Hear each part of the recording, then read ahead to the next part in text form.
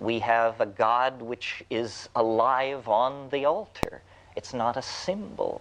It's not a memory. It's not a prophecy.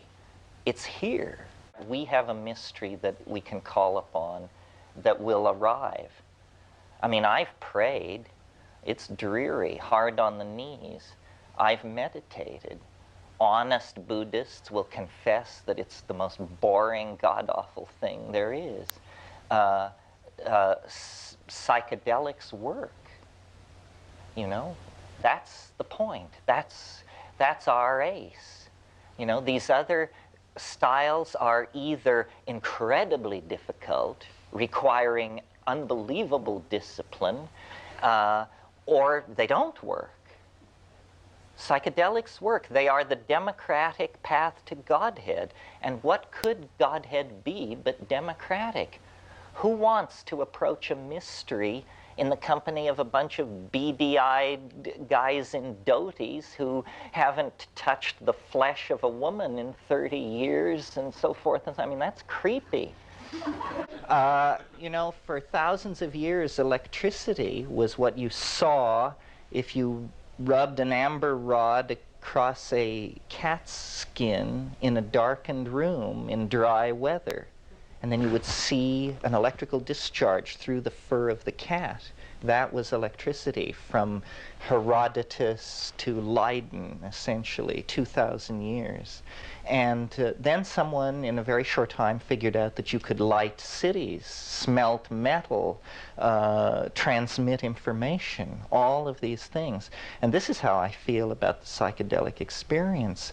I have never seen such energy, release of energy on such a massive scale that if it could be channeled, if this information, these images, I mean, you see more art in 20 minutes on a psychedelic flash than the human species has produced in 15,000 years. One person. Well, what could possibly be the implication of that, and how could that be possible, and yet we cannot get it out? Is it that reality is simply the palest, palest, palest reflection of what would be possible if we as primates could open that channel and get it out? You know, it's a cliche to say you only use 5% of your brain, but that's what it must mean, that if you used 100% of your brain, you would exist in these realms that we can barely cognize.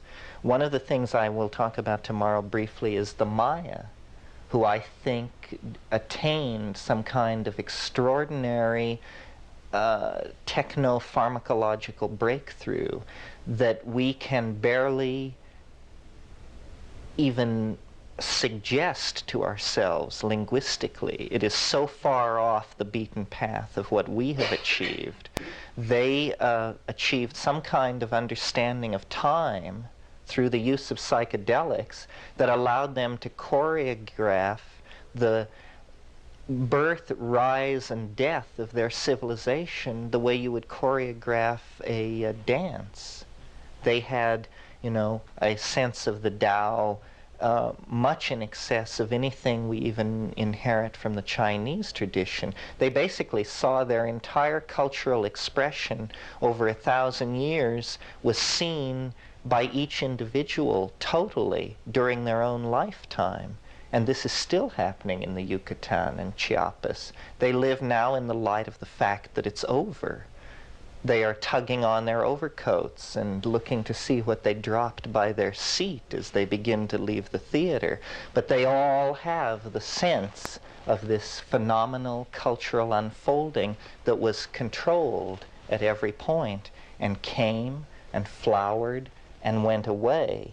And this is the kind of grace, a kind of atemporal understanding of how to be that I think the psychedelic experience imparts to societies, in some cases through their shaman, in other cases because the whole society is generally immersed in that notion.